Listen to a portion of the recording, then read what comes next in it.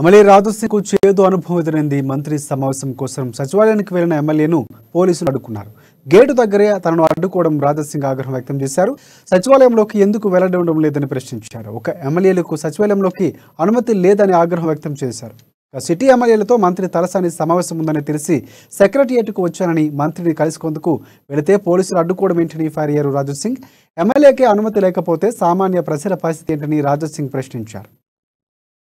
Husbandry minister Talasani Srinivas గారు కొత్త సెక్రటరియట్లో ఒక మీటింగ్ పెట్టారు. ఒక 3 సబ్జెక్ట్ పైన ఆల్ ఎమ్మెల్యేస్ ఇంకా సిటీకి చెందిన ఎంపీస్ రావాలని మెసేజ్ కూడా పంపించి ఇవాళ నేను సెక్రటరీకి వెళ్ళిన లోపల గేట్ కాడ వెళ్ళడానికి నేను నా బండి ముందుకెళ్తే అక్కడ పోలీసు వాళ్ళు ఆపేసినారు. లేదు సార్ మీరు ఎట్లా వచ్చినారు, మీకు పర్మిషన్ లేదు కదా, మీరు ఎట్లా వచ్చినారని పోలీసు వాళ్ళు ఆపేసినారు. ఆ గేట్ నుంచి అయితే మేము ఇంకా వచ్చేసినాము. ఇప్పుడు క్వశ్చన్ ఏంటంటే ఆ మీటింగ్ ఎందుకు పెట్టినారు, మళ్ళీ ఎమ్మెల్యేస్కి ఆపుతారా లోపల రానికి? అసలు ఈ సెక్రటరీ జస్ట్ టైంపాస్ గురించి పెట్టినారా, ఈ మీటింగ్ కూడా టైంపాస్కి పెట్టినారా ఇవాళ నేను అడుగుతున్నాను.